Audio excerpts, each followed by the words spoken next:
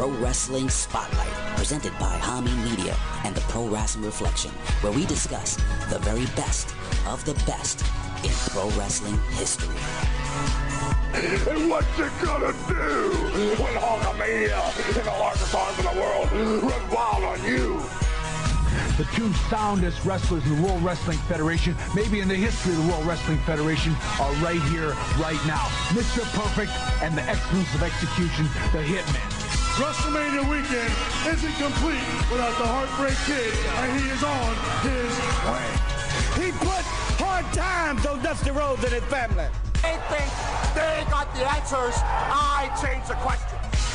You will rest in peace.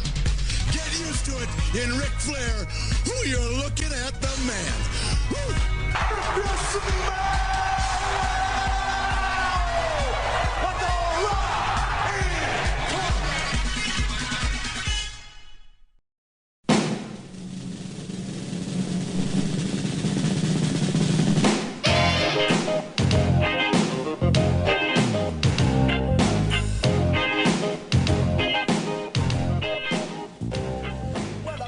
What is going on there, Reflection Knights? Happy Black History Month. But it's not about February being Black History Month, Reflection Knights and big Vito Whites out there on the Patreons, on the Twitch TVs. It's Black History Month from January to December. It is Hispanic History Month from January to December. It's Caucasian History Month from January to December. It's Asian History Month from January to December. It is Human Being History Month from January to December, but for logistic purposes only, it is Black History Month still for the PWR podcast here at the PWSL Networks at paved.com. And we are doing a spotlight from every Black African-American wrestler we can think of. We're going to go from the present of Kofi Kingston and the New Day. We're going from the present of Scorpio Sky. We're going from the present of Bobby Lashley, Cedric Alexander, MVP. We're going to go into the 90s, maybe with Mark Henry, D'Lo Brown, Kama Mustafa, and The Rock. We're going to go into the 80s with Iceman King Parsons, SD Special Delivery Jones, Slick, Hacksaw Butch Reed, Ron Simmons, and you know the spiel. This is the Pro Wrestling Spotlight. Episode 13. It's not a unlucky number 13. It is a great number 13 for Black History Month. And I am that effervescent host. I am the scholarly one. I am the glorious one. The only objective man here in the IWC, the Professor Chababa Cruz. And here with me, my partner in crime to celebrate Black History Month. This man grew up in the hood. He knows them all. He knows blacks. He knows whites. He knows Asians. He knows Arabs. He knows aliens. He knows illegal aliens. He knows legal aliens. He knows green aliens. And all points in between. The conservative liberal, your friend and mine, the iron stomach, the idiot, Tommy Wonder. How are you doing, my friend? Happy Black History Month here. I'm cold. It is Black History Month, but I wanted to say this on my Facebook all along. When February first started, you started seeing maybe second, third, fourth. You know, second and first, you get some Groundhog Day posts. But the third, fourth, people are like Black History Month this, and I thought, where you slackers been? It's been Black History Month in retail for at least since mid-January. So you guys are behind. You got to step it up. And then at the end of this month, we're going to have clearance on the Black History Month merch that they got in front of all the stores. And so it's going to be another half. So it's Black History 2 months, if we're being honest. But because I got some breaking news. You didn't say this guy's name, and when we did our thing about Doom and I was looking up Ron Simmons stuff, I either heard it or read it that he's the first Black world champion in WCW and recognizes that. He's actually the second man to become world heavyweight champion who was Black. And the first one was Bearcat Wright, and he won it 5 days before Martin Luther King Jr. delivered his famous I Have a Dream speech when he defeated Classy Freddie Blassie in L.A. for the WWA World Heavyweight Championship. So Bearcat Wright, he only lived to be 50 years old. He is the first recognized. It's just who the hell knows what WWA is. And the cool thing about that guy is He was the son of a boxer, boxed himself, was 8-0. He was popular even when there was racial tension in this country. And at one point in Gary, Indiana, he told the promoters, I'm not participating in segregated wrestling anymore. It was one of the reasons why people started desegregating it, and black guys get to wrestle with the white guys. So since I've never heard of that guy until I just looked him up right now while you were doing the introduction, I thought it only fair that worm got put in my brain when I was watching all the Ron Simmons stuff, and I had to find out for myself who the guy was. What? I got to have the earworm for the professor's ears. What is the name again, so I can be reminded? Bearcat, like B-E-A-R, not the beer I drink all the time. Bearcat Wright with a W. Like like the Godfather's real name. Bearcat Wright, and he was actually considered Bearcat Jr. Because his dad was a famous Ed Bearcat Wright, a boxer. Okay, Reflectionites, we learn things here every time at the PWR podcast. Bearcat Wright, the first official recognized black heavyweight wrestling champion from the WWA. And this is what the spotlight is all about. This is what the boardroom is all about. Because you know what? We're not going to talk about matches. We're going to talk about the importance of African-American wrestlers' contributions to the game of professional wrestling. And so, TW, before we even start naming names and name dropping that we know in our history of our fandom of professional wrestling, knowing the black wrestlers that we knew growing up, you know, the one thing we have to really, again, we have to harp on this, the business. You just said it about Bearcat Wright himself. You know, there's segregation, there's racist wrestling fans out there. The promoters, I've always said it, the promoters were stuck in a bubble or had no choice. So we have to really talk about the climate that black wrestlers, even today in 2021, and maybe not black wrestlers, but maybe black wrestling fans who don't feel that they still get a fair shot. And we're not here to give them the statistics. We're not here to give them, well, this black guy has a heavyweight title run, or these black guys have drawn a lot of merch. We're not talking about that, TW. We just, you know, the feeling, you know, they always say facts over feelings, but this feeling has been so much registered for black fans for decades.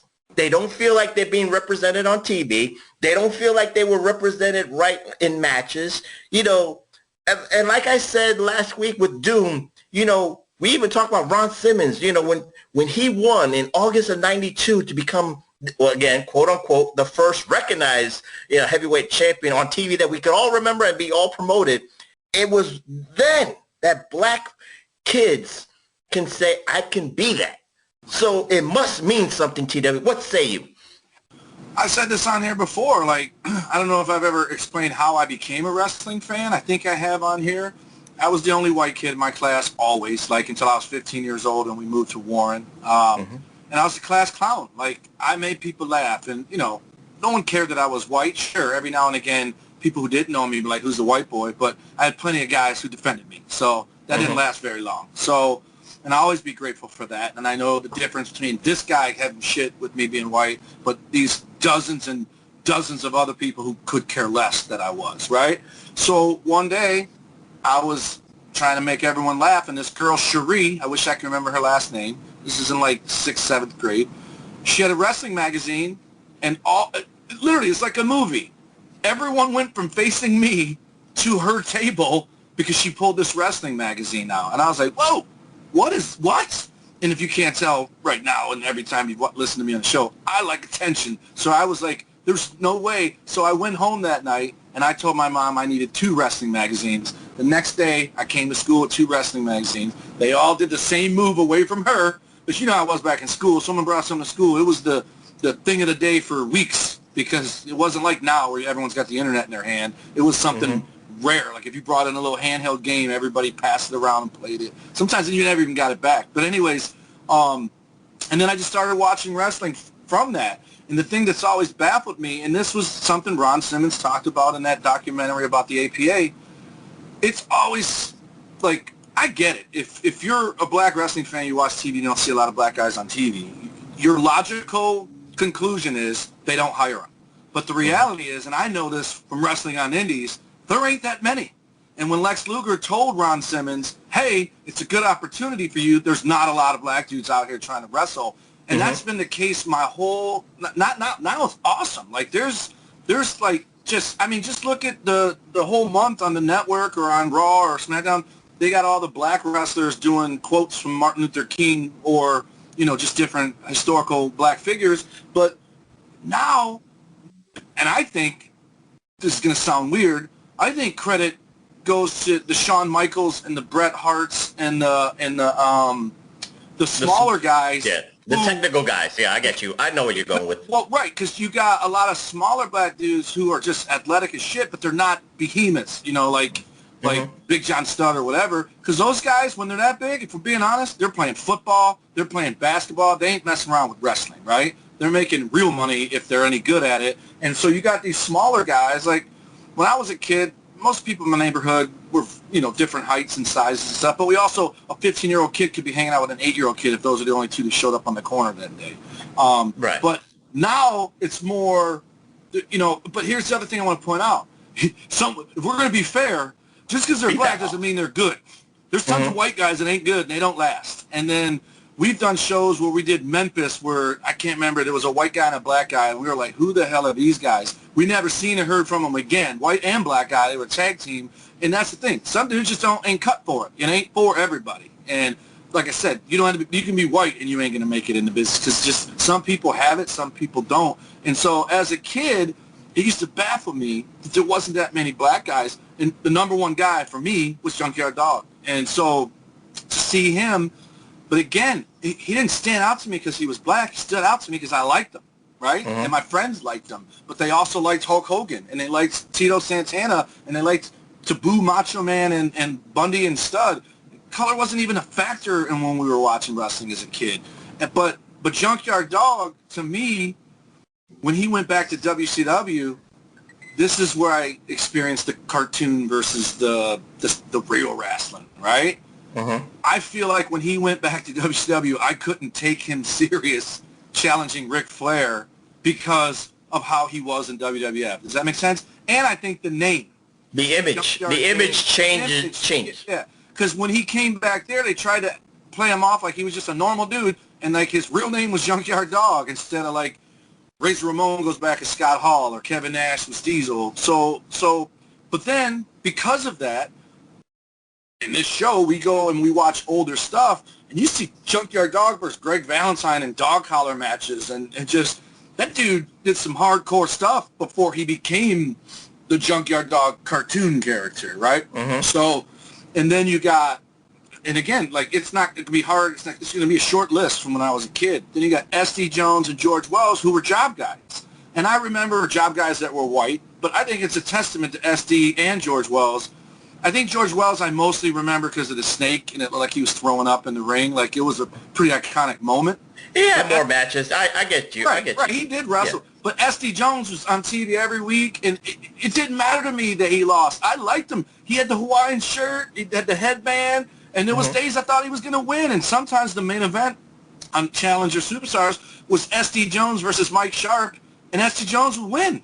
And he got a figure made. There's an S.D. Jones action figure, and he was a job guy because no one had contracts back then. It wasn't like everyone had contracts. They started back then. He was on the first limited ones, the plastic one where you had the hand like this. The LJN. He was one of the he was the first ones. LJNs, really the first line, and so that was awesome. And then after that, Coco Beware came around. Bad News Brown, who was Bad News Allen. Butch Reed, we talked about him.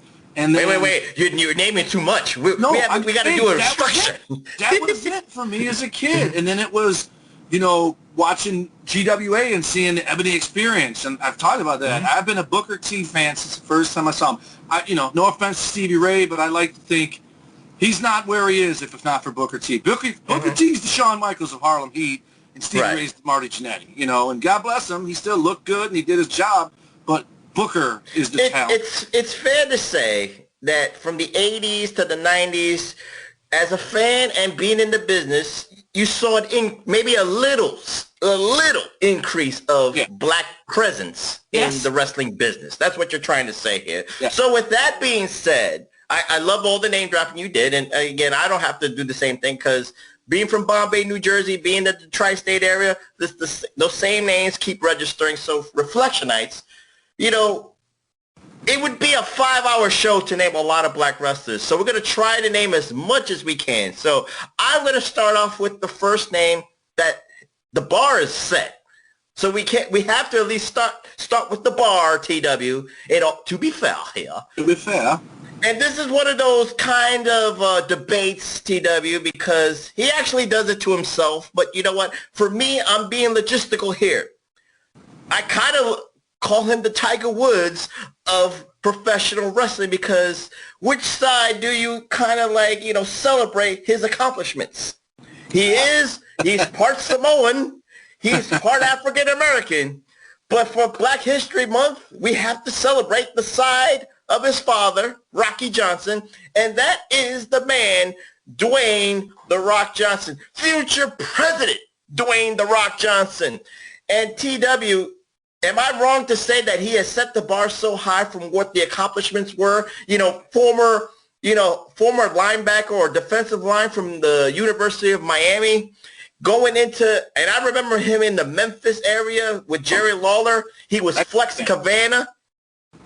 Then he was billed as the first third-generational wrestler behind his grandfather, Peter Maivia, and, of course, Rocky Johnson. And, of course, you know, Die Rocky. You always talked about the Die Rocky Die. Then the evolution to the Nation of Domination, and he found his gimmick.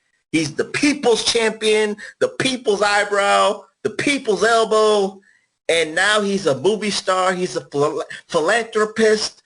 He's an entrepreneur. Future, like I said, he could become the future president of the United States. What say you about The Rock?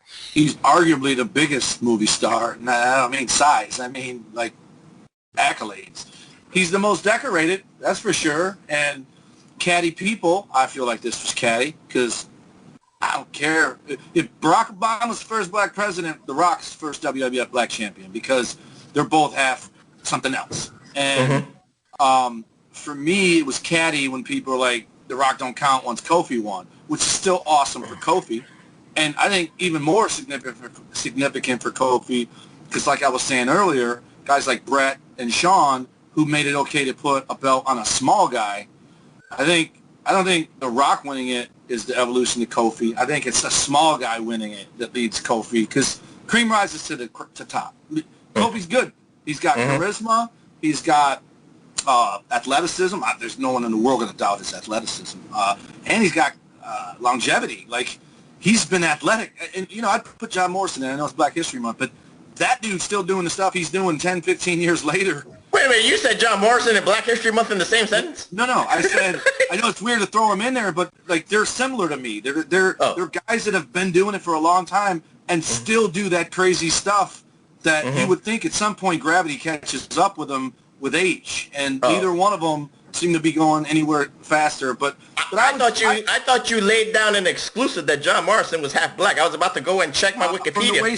From the waist down, I hear. But anyways, go ahead. So I think it's cool you started with The Rock, but I would have started with the guy who. And when you said Tiger Woods, I figured out when you said which side you sit on. But Tiger Woods was the guy who broke barriers for golf. Like, there weren't so many black dudes, at least successful, that even gave golf a shot. I understand where you're going with, but when I call him the Tiger Woods, it's because just like when Tiger Woods wins the Masters, you know, there's that friendly, I call it friendly banter between blacks and Asians. Like, which side did Tiger is the Masters champion? But because you were starting, I thought you were going to go with this guy, because I think this guy was a household name back when it was a lot tougher to beat one as a black dude in the wrestling business, is Ernie Ladd. Like, that dude is just, I mean, story after story of him. He battled with Andre the Giant and didn't get bitched out, for lack of a better. Like, he had competitive matches with Andre the Giant. He was a good guy. He's a bad guy. He's a former football player. And people still talk about him to this day. And guys like you and me, he was done by the time we started watching wrestling, yet he's just as easy a name for me to remember as Hulk Hogan or anybody else, because I just know who the guy is, And, you know, he's come back and done interviews, and I think he refereed a couple times in some special matches or whatever. But that dude is former commentator too, commentator with Vince McMahon a couple of times. You were saying set the bar. I was like, this guy was the guy who showed you, you know what? I'm going to do this whether you want me to do it or not because I'm good at it. And he kicked the door in, if you will. Obviously, there were other guys like Bearcat Wright. He was in his 50s and 60s. But at the end of the day, Ernie Ladd is the pioneer. You know what I mean? Well, as far as mainstream, like WWF, WCW, stuff like that. And I think Ernie Ladd did WCW or NWA stuff too. It wasn't just WWF. Well, he was a territorial wrestler. He went to Texas. He did Florida. He main evented Madison Square Garden. You could say that, first person of color to main event. I believe he main evented against Bruno Sammartino dozens of times. So that means something when you're, you know, a black not a black heavyweight champion, but a black heavyweight being given the mantle, being given the responsibility to sell out at Madison Square Garden with, you know, Bruno Sammartino when it was a heavily Italian community that was always at Madison Square Garden to cheer on their hero. He was lax. Right, so it's right there, but you're right. He is one of those pioneers, and, you know, we could combine the two with Ernie Ladd at The Rock because, like you said, they set the bar of accomplishments so high. Ernie Ladd broke down barriers. We cannot deny that, TW, and you are so spot on, but I want to go back to The Rock just for a quick second because because of what Ernie Ladd did, and we'll talk about other pioneers back in the 70s and stuff like that, but what Ernie Ladd did, but what The Rock did to get to the level that he did, now because of The Rock, there are people like Kofi Kingston. Because of The Rock, there are people like Lashley, MVP, Cedric Alexander, Scorpio Sky. Today's wrestlers grew up on The Rock. Right. And and the success that The Rock achieved. Now, Rock grew up on Ernie Ladd, so he knew that he could dream big. And Rocky, Tony Atlas. Right. No. But Rock had those people to say, there's no limits. But Kofi and Cedric and Bobby Lashley, seeing The Rock's accomplishments, they're like, the sky's the limit, TW. What say you? And then we'll talk. I'll name another name. I would say that's correct, but I would also say, especially a Kofi, some of those guys are old enough that I think you're sleeping on Ron Simmons being an influence because I would say, like, I don't know how to word this. I don't think The Rock comes off, and this is where it's going to sound like I'm siding with the people that I thought were catty. He doesn't come off as a black wrestler. He just comes off as one of the greatest of all times. Whereas Ron Simmons, at the time, he was clearly being showcased as a black wrestler, all-American, all this stuff. And he did stuff, and they pointed out that he did stuff that no one had done before him, all due respect, Bearcat. And so when The Rock did what he did, but what I like the most about The Rock is, you brought it up earlier, this dude had people chanting, "Die, Rocky, die," and they meant it.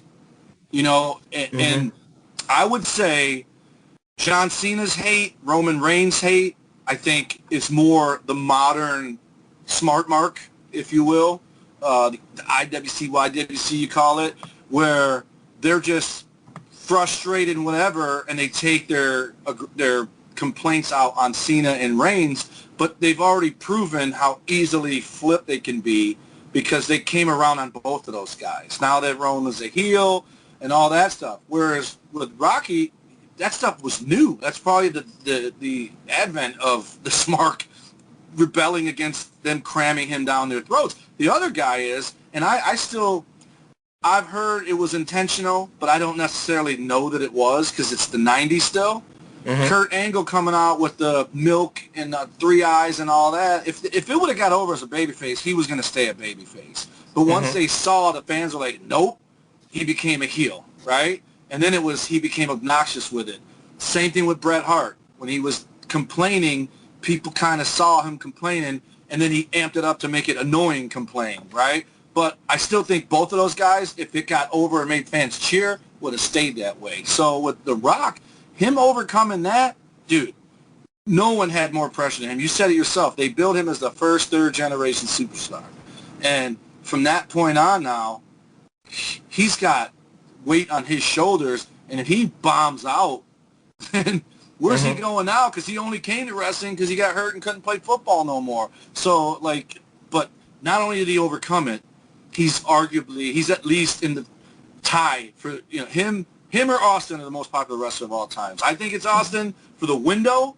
I think it's Rock for length, and it's Hogan, obviously, for all time, as far as able to get over in decades, whereas Rock and Austin are like that little window. Those three names transcend wrestling. Right. We could say that. Cena. So. You can say Cena transcends it too. Yeah, we can say that. So again, now we'll go back, because since we're talking about The Rock and you named that name, let's go back to some of those pioneers that, you know, let's just say, you know, for Rock's father, Rocky Johnson, and of course Tony Atlas, they were former WWF World Tag Team Champions. That's a great accomplishment in itself. But before that, TW, they both paid their dues in Mid-South. They both paid their dues in Florida. They traveled through highways and byways, and I don't know about the hot dog and the handshake, but they probably got paid decent amounts. But, you know, they took a lot of shit. They took a lot of crap.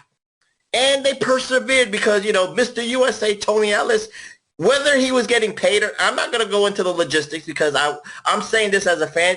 I probably will say this, and I have no proof, TW, but you being in the business, I would say that maybe, even though they probably put asses in seats, maybe they got jerked by some promoters because they kept moving around a lot. You know, you saw them on TV, maybe on WWF TV for maybe a couple of months, and then somehow they kind of disappeared because that's what they had to do. They had to keep their name going, and wherever they got booked and they got paid and all that stuff. So I would say maybe they had to deal with a lot of crap, not racist crap, but just crap, the logistics crap. But Rocky Johnson, Tony Atlas, both of them, well, Rocky was very athletically gifted for the times in the 70s. This man was agile. And, of course, Tony Atlas, 25-inch guns, bench press like over 500 pounds. The Black Superman, Tita. What say you? Any memories about either or? Those guys were done by the time I started watching, but Tony Atlas was singles. And the same thing, even when I started watching in 86. And please do not even address Saba Simba for Tony Atlas. I do not want to hear that name. You know what? I wouldn't even remember that if you wouldn't have brought that up. He was. And you know what? I'm going to defend it for a second because I know he had drug problems and Vince McMahon helped him out. There is no costume for a white guy specifically, right? Okay. But they dress some white dudes up as Irish. They dress some white dudes up as Arabic. German. So I think, you know, especially around the time when he was Saba Simba, that's like 93, 94 when wrestling was in the dump, like almost going away. 91. Oh, it was that early? Okay, then stand corrected. But either way, the Persian Gulf War was going on, all that stuff. But the Tito Santana as the Matador is every bit as ridiculous as Saba Simba. But if they're trying to get into markets, they chose Tony Atlas to be the guy to try to get in if they were trying to start touring in Africa or wherever they were going where he could be the guy, like in India now. What's his name?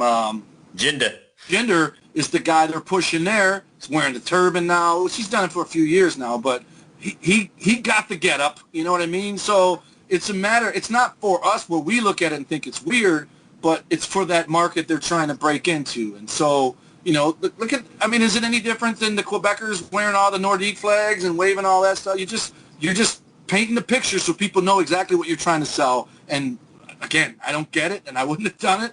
Especially, I'm like, him specifically is like, wait, that's Tony Atlas. Like, what are you doing to me here? Like, that's the stuff that I just thought, whoa. But again, and then what they did to Ron Simmons, that's worse than Terry Taylor's Red Rooster. But again, he just did it. He went out and did it. And Tony Atlas, to his credit, did too. It just didn't catch on. And so next you know, he's job guy. But Tony was, he wasn't a jobber. He won some, lost some, and in the matches I remember him losing, because he's a big dude.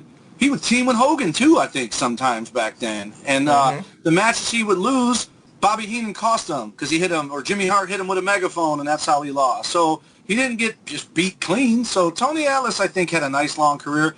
Rocky, I think, was older than Tony, and probably wrestling earlier, so he was winding down, and but he's someone just like Ernie Ladd, who I've always known who he was long before The Rock. Like when I found out he was The Rock's son, it was like, oh, he's Rocky's son. It wasn't, oh, that's Rocky's dad. You know what I mean? It wasn't like that. And the name Rocky Maivia is terrible. So the best thing he ever did. But to this day, I still think he stole Don Morocco's gimmick, because Don the Rock Morocco was the original Rock for me. But I'm sure, just like Nature Boy and The Natural and all that, and what do you call it, Hacksaw, I'm sure there's been 1,000,001 of every name. But just to touch back on what you were saying about Tony Atlas and Rocky Johnson moving around, even in the 90s when I was wrestling, promoters are shady in general, right?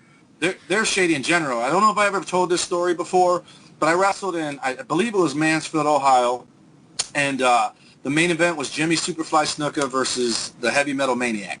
Snuka would bring the Heavy Metal Maniac with him everywhere. That was always the match. Like, if you saw Snuka, that's who he was wrestling, because Snuka was legit Fiji and did not read or write English. So he had to have a guy with him that could translate for him and tell him what he was signing. And so, I mean, or just read it and tell him, like, he trusted that guy, because I think the guy was also from the islands or whatever. And Snuka could obviously speak English, and he was cool as shit, you know. I know he did something that he might be an unsolved murder, but he was cool to us when he was there, right? And he's, I'm sure, older in the 90s. But, so we all wrestled, and it's funny because my tag team partner, Rico, promised his girlfriend he wouldn't go out after the show.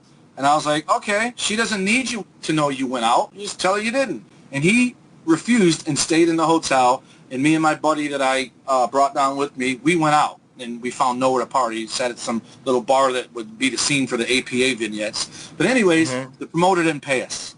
None of us. Not Snuka, not me, not JT. Like, none of us got paid.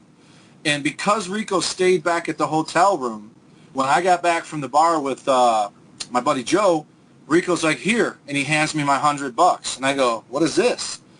Snuka was going to kill the promoter, right? Because what the story was... What a coincidence. Right. But what the story was there was two promoters. That's how they work it. There's two. One guy said the other guy ran off with the gate money. And he stayed behind to take the heat. I didn't have nothing to do with it. I didn't know he was going to leave. You know, sure, okay, like you haven't done this before. The police came, made the guy that stayed behind go to an ATM machine and put every card in his wallet and take out as much money as he could. They made him max out credit cards and his bank right there in Mansfield, Ohio, and then made him pay everybody. Because Snuka probably made $1,000, got his hotel and airfare paid, and that's probably half the money there that he would have made on the show. And obviously they did it because the show didn't draw very well. Otherwise they would have had the money to pay everybody. And then Rico was at the hotel when they came knocking, because they did pay for our hotel, which was, I was like, well, at least we got the free hotel, right? That was the hustle that the promoters were trying to pull on y'all. Right. So I get you. And then I wrestled in Cleveland, just to make it fair, and it was with Edge before he made it. It was Edge was there, Joey Legend, and Johnny Swinger. You know who Johnny Swinger is, right? And then we were all wrestling for 3 nights in a row. And on the second night, Oscar, which one was the manager? Oscar? Man on a Mission. Yeah. Mo was the little dude, and then... Mo, Mabel, and Oscar. Mabel was the other name. So Oscar comes into the locker room, and so all of us were like, oh, that's Oscar, you know? And he's rounding everybody talking. And it's funny because you see the people who are smart enough to know what's going on at the same time realize the exact same thing, perk up, and walk away. He basically was telling everybody there, hey, I'm doing this show in Puerto Rico. I just need, 13, 14 guys because they got a couple guys down there. We're going to do this show. It's going to be X amount of money a night. It's going to be a 7-night deal. And everyone's like that. And I'm just listening over the top. And then he goes, but I just need $100 from everybody that wants to do it because we'll set up your passport and your whatever. And then Edge, me, Swinger, and my Canadian buddies all perked their heads up and walked away because he was just there to try to get $100 from whatever naive people were going to give him. And I guess he booked shows around there, too, in Cleveland. I don't know if he's from there. But that's the kind of stuff that's gone on forever. That's why it's got the carny reputation. It's why people don't trust promoters and all that. So you add to it that 1980, 79, some of these promoters probably took even more liberties with guys like Tony Atlas and Rocky Johnson, because who's going to call them out for it? Back then, no one did. Even if you thought it was shitty, you might not even know what happened, because it's not blatant. Right. They're doing all this stuff underground, like, you know, no one really knows they're getting screwed until they get screwed. Otherwise, you wouldn't get screwed. So it was probably tough for them. But at the same token, the territories worked the way they worked, so you didn't get stale. You would wrestle in like Mickey Doyle trained me. He'd wrestle in Portland, Oregon for 3 months, and then he'd go to San Francisco for 3. Then he'd drop down to Texas. Then he'd go over to Florida, work his way up back to Michigan, and then go back to Portland. So when he came back to Portland, it'd been a year and a half since they seen him, and they were ready to hate him all over again, because they're like, hey, where'd this guy go? So you did it to stay fresh. TV kind of ruined all that. But those guys might have moved around because they went where they could get work. And again, work might have been a little tougher for them to get in 1970. So, but maybe, I'm not gonna say that they couldn't get work, because, you know, Rocky Johnson, Tony, like you said, they were kind of mid-carders. They never got over the hump, you could say, well, except for the tag team title. First World Tag Team Champions of Black. Right. So that's a big accomplishment by getting over the hump. But you know what? Just like you're talking about some shady promoters. Again, we have to acknowledge, you know, at least Cowboy Bill Watts for what he did. So let's at least praise Cowboy Bill Watts for what he did for Hacksaw Butch Reed and JYD Junkyard Dog. We have to at least, you know, those names. You know, again, you need promoters like Bill Watts, no matter what it is. You know, it can always be the debate, TW. So let's just use the positive side of this debate. Bill Watts did not care of color. He did not see color. He saw money. And with JYD Mid-South, and people probably are not real wrestling fans, or maybe spoiled by just seeing the WWF stuff. But if you see Mid-South JYD, it's night and day between him and WWF JYD. Hacksaw Butch Reed, he did his thing. I keep telling people, he did 60-minute draws with Nature Boy Ric Flair for the NWA Heavyweight Championship. So TW, if you want to expound on JYD and Hacksaw Butch Reed, the floor is yours. JYD was likable, but what I would say for him, and this is hindsight, this isn't as a kid I thought this, he was like a lovable uncle, right? He was... because he seemed like he was older than everybody else. But back then, guys didn't make it to WWF until they were mid-30s. The lovable uncle at the picnic that will show you how to dance. That's what it is. He's Cedric the Entertainer in wrestling, right? And he won the very first King of the Ring. Like, people don't know that. Right. But he won. He's just like Jake the Snake. He didn't need a belt, and I don't think he did. But because you find out that he won, wasn't the U.S. title he was champ when he was fighting Greg Valentine? They traded that belt back. No, he should have. Well, I don't know about the NWA or Mid-South stuff, but he was supposed to be the Intercontinental Champion at WrestleMania 1, and he didn't get that title. Who was the match? It was him and Valentine at WrestleMania 1. And he lost by DQ or won by DQ or something? Won by DQ. I did not know that. I didn't start watching wrestling until after WrestleMania 1. So. But I'm saying them dog collar matches were for the United States title. Could have been, yeah. They traded it back and forth. Well, I don't know about JYD's territorial accomplishments, so excuse me, Reflectionites and Big Vitoites, but I understand what you're talking about, that the wars that he had, dog collar matches in Mid-South. Again, the list goes on. NWA, though? I thought it was, I know it was Mid-South, but it was under the NWA banner. Like, it was NWA belts. It could be, but I don't know. I got to look it up, see his championships and what he's held. So, but they're territorial. But I get what you're saying. No, but Jay, sure. I just know when he died, I was bummed out. I mean, legitimately. Again, it was that unclely feeling where you felt like, wow, and then you hear why.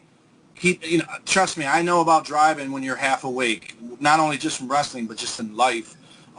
Fell asleep at the wheel, hit the telephone pole, and died. And, he's an older guy, so they probably didn't buckle up. A lot of older guys don't to this day. But it was sad. But let's see. NWA Mid-America Tag Team Champion. USWA World Heavyweight Champion. I told you about that. He was World Sixth Man with Ricky Morton and Tommy Rich. I didn't realize that. Stampede North American Champion twice. In Mid-South, he was Louisiana champion. North American, that's the belt I think he traded with Valentine. The Mid-South North American Heavyweight Championship. This is 4 times. Close enough. There you go, TW. You knew there was a belt. It wasn't the Mandela effect. Mid-South Tag Team Champion, and he won it with Buck Robley, never heard of him. Terry Orndorff, also never heard of. Killer Carl Cox, I know Carl Cox, it ain't that guy. Dick Murdoch 3 times. Mike George and Mr. Olympia. Junkyard Dog's got some accolades, man. Yeah, he set the bar for The Rock. Yeah, like I said, I don't know the territorial championships, but JYD and Hacksaw Butch Reed were territorial champions. That much I know. And again, Butch Reed went 60 minutes against Ric Flair. And when Ric Flair got into the Missouri area, I forget the area that Butch Reed was kind of like owning. He was, that the arena was packed. So we can never deny that. And like I said, Bill Watts did not see color. He saw money. And I guess if the only color he saw was green, because green meant that they all got paid. So, for that, yeah, you could say the bar is set. But it's always one of those things, TW. And I guess it shows you the advantages and disadvantages of the territories. Because like you said, the territories, you could be good and, you can have your 6 months in Portland. But then when you feel like you're not, you're fizzling, you could go down to Florida for 6 months. Yep. And then you could go back to Portland and get that heat back and, like it was never gone. So let's now go, you know what? Now for me, when I'm getting older in the 90s, there was only one wrestler, and it wasn't because, he was black or whatever. I've always said this from the 90s to now. This is, you might even know the name, because if you know my history when I keep saying this, this is the man, the most untapped potential wrestler I've ever He's my top 3. Zeus. No. And it's not Zeus, and it's not Prince Akeem. It's not the African Dream Akeem. If you know me well, TW, you'll know this name. Got a guy that we forgot about, but go ahead. I can't believe he was one of my favorites, too. My untapped potential from the 90s, when I saw him, and he blew up in ECW. Even though that promotion was so small, but he blew up. You know it. You're smiling. He got destroyed in WWF as Flash Funk, but if you saw him in ECW... No, that's a good pick. I thought you were going to go with New Jack. No. It is Too Cold Scorpio. You saw glimpses of untapped potential in WCW. The song was hokey, but, for the 90s, TW, before the cruiserweights became a thing, this man was agile as fuck. This man did shit off the top rope that people will still can't do in 2020 wonder. That's the way I'll put it. But TW, I've always called him untapped potential, and I saw all that potential in ECW. And again, it's a smaller promotion. We know this. We know the logistics, but he had the charisma in ECW. He had the presence in ECW. He had the confidence in ECW because Paul Heyman gave him the ball. And when I say give him the ball, it's not about being the heavyweight champion, but he gave him the trust that he could do his thing. He said, do whatever you want, express yourself wherever you want, and he delivered it on the mic, and he delivered it in the ring. TW, agree or disagree on untapped potential, Too Cold Scorpio?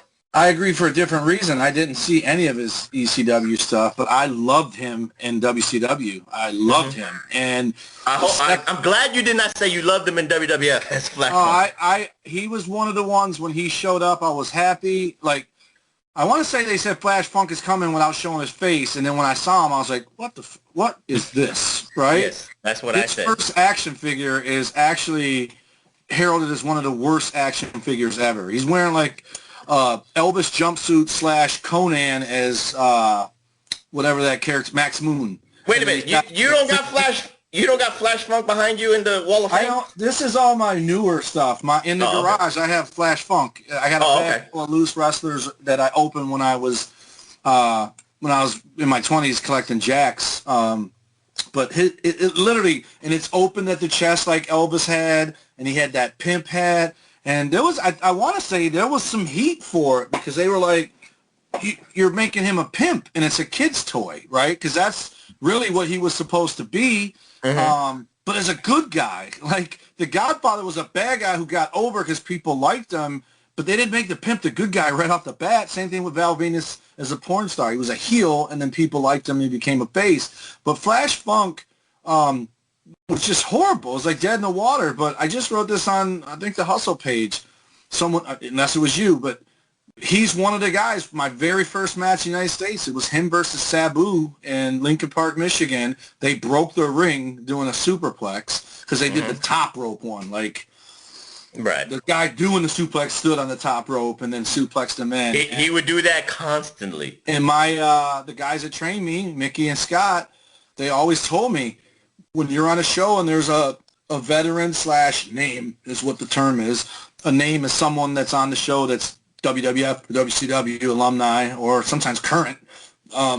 He said if you get a chance, ask them to watch your match and give you some pointers. And Flash Funk, Too Cold Scorpio, was the first guy I ever asked to do that. It was in my first match in the States. He watched it, gave me his honest critique, told me, he said, you guys did some cool stuff, but it looks like you've done it before because it looked like you were waiting on each other to do stuff. And he goes, you want to not do that. You don't want to telegraph it where everyone, and I still see it today. I watched it on the Elimination Chamber where in the girls' match, they were just waiting for each other to do cues, to do their moves. But he was such a nice guy. I want to say I ran into him more than because he was doing, like I told you before, ECW guys were on our shows all the time. Like Sabu's from here, and they would bring in Taz. They would bring in Mikey Whipwreck. They would Jerry Lynn. They would bring in, plus Al Snow was already here anyway, so before he went to ECW, he was here, and so he was always here. But he was a good guy and absolutely ahead of his time. I would say not everything Ricochet does, Flash Funk could have done. I keep calling him that, and I don't mean to. Too Cold Scorpio was doing stuff like Ricochet does now in the 90s. And he was doing it at 260, not 160. So and so smooth, too. It was just like a smooth, the fluidity was just so great with him. For him to be that damn big. Like, he's a big dude. Like, when I met him, you know, again, I always tell people I was ahead of my time. I was 200 pounds when everyone was 270, and now everyone's 150, 160 on the indie shows, and I'm now 250. So it's like I missed it. I missed the window. Here's a YouTube you should watch, TW, and all the Reflectionites of the Big Vitoites for Too Cold Scorpio. I forget the pay-per-view, but I remember it should have been 92 or 93. Him against Chris Benoit, because Chris Benoit was going back and forth between New Japan and WCW, but they fought in WCW. I forget what pay-per-view. It could have been like a Super Brawl. It was a decent match, even for the times. So check that out on the WWE Network when you get a chance. Absolutely. You know, and when you look at the 90s for some names, you know, we'll kind of like put down in the list. We talk about Kama Mustafa and the Nation. D'Lo Brown, you know, you talked about being 260. You know, this man was who? Super Brawl 3. Super Brawl 3. But D'Lo Brown, you know, we don't have to go into the career of D'Lo Brown, but he was very agile, but big too. He was doing a lot of things within the Nation, the domination. So I like D'Lo Brown. And friend of yours, of course. No, him, Crusher Clyde. Just told this story to my good friend Dave Johnson, who's the wrestler. In the mid to late 90s, right before D'Lo went to Smoky Mountain, he lived at Al Snow's gym in Lima, Ohio, and was the trainer with Crusher Klein from Montreal. And every weekend, whether I was wrestling or not, I went down the line. I almost moved there, and it was me, D'Lo, Crusher, and Casey Thunder, and we went everywhere together. We would wrestle on shows together. I actually replaced D'Lo on a show in Kentucky because he was booked somewhere else, so I went in his place to Les Thatcher's show in Kentucky. But when he made it, he forgot everybody. But he's actually really, really good friends with Scott D'Amore, so I've actually seen him over the years now since he's not wrestling full-time or whatever, and he's awesome. So we're back in good graces. But he was the they called him the enforcer, but he was the remember Meat? So Meat got caught cheating on his wife or something, and he had a tape recorder in his bag, and he was recording all these other guys' conversations in the locker room to show his wife, look, everyone does it, basically ratting these dudes out. And police, that's what he was. He was the policeman. So there's a match, and it's either a Shotgun Saturday Night or a Monday Night Raw, where Meat gets squashed by D'Lo. And remember when D'Lo was wearing that flak jacket? Because he broke his ribs when Austin flipped him on the windshield. He would do the frog splash. If you watch the matches, if he puts his knees down, he's taking care of the guy. If he doesn't, that dude, that was on purpose. That he went in there and he took the brunt of it. He took the brunt of the vest. He took the brunt of D'Lo's weight in the vest, and it was a punishment for guys that were. It was like the wrestler's court that they talk about with the Undertaker and all these interviews. D'Lo was the police guy. Like, he was the guy they put you in the ring with, and he made you humble like the Iron Sheik. Make you humble, like the Iron Sheik says. You know, let's go back into the 80s. I always loved the 80s, TW, and, you know, a name that probably people forget, but he made such an indelible mark with the advent of cable TV, the advent of MTV. He took advantage of it with the look. You know, he could have been a heavyweight champion, but they didn't give him the run in WCCW, World Class, and he did a little UWF here and there. I think he did Global Wrestling Federation, if I'm not mistaken. Iceman, King Parsons, you know, he comes down to "We Are Family." I always remember that ring and that theme song always for him. And he teamed up, he main evented with the Von Erichs. So when you're I don't want to use the black term, but when you're a black man main eventing with the Golden Boy, the Golden Gooses of the Von Erichs, of Kerry and Kevin Von Erich, easily was, you know, he was a main eventer for World Class. What say you about Iceman King Parsons? In UWF, he was the cool thing about Iceman was you could tell he loved doing what he did. Like, he loved being in the ring, right? And he was a lovable good guy and a vicious heel. Like, when he was the heel, he was what's the guy just said you like? He was New Jack, like, just ate you up. But but as a baby face, I want to say, either in UWF or World Class, he teamed with the Freebirds once and like did the Freebird stuff with them, like the he joined the Freebirds in 1988. So that would have been WCW then. World Class 88. World Class in 88. Yes. Yeah, and he would just, the only thing that I could never get around was his haircut, which was basically Road Warrior Hawk's haircut, and then he had the little braids in the back or whatever, but just really, really likable. And I want to say Iceman was in Global too, but he was UWF. He was, and the guy, when we were naming all our guys last week when we were going to talk about who we were going to talk about, I can't believe the one guy who I associate him with Iceman, because I think Iceman turned on him in UWF, is Savannah Jack. And he had the feud with Chris Adams over who had the best super kick. Chris Adams called it the Savat kick, and Savannah Jack called it the super kick. And the funny thing about Savannah Jack was, if you just saw him, remember we talked about S.D. Jones had the Hawaiian shirt, Savannah Jack had Hawaiian tights. Like, his pants were like S.D. Jones' shirt. So if you're a young kid who don't know any better, you probably think that dude was Savannah Jack, was S.D., but he wasn't. And the only thing is he couldn't talk. Savannah Jack wasn't a good talker. And I don't even remember if he was American or if he was supposed to be from somewhere else. I would assume Savannah means Georgia. But he was American. I think he was the world television champion, either beat Terry Taylor for it or Terry Taylor beat him for it in UWF. And that's a sweet belt if you've never seen the UWF TV title. The Gooch has one and tried selling it to me, and I was like, that's not on my list of belts that I got. Which, by the way, tomorrow or the next couple days, I have a new belt coming in the mail. It's the yellow Ultimate Warrior Intercontinental title to go with my powder blue Winged Eagle. Cool. Again, you know, there's so many names, Reflection Nights, and Vito West. Like I said, we're not gonna. It's gonna be a 5-hour show. Managers. Say what? We haven't even talked about managers. Slick, Teddy Long. Okay, well, you know what? Let's talk about the managers right now. I mean, again, the bar. There's not a bar for black managers out there. You know, Malcolm Bivens is currently doing it right now in NXT, and they're not really showcasing him right. We talked about last week. That dude with no knee pads. Just the other day I saw him.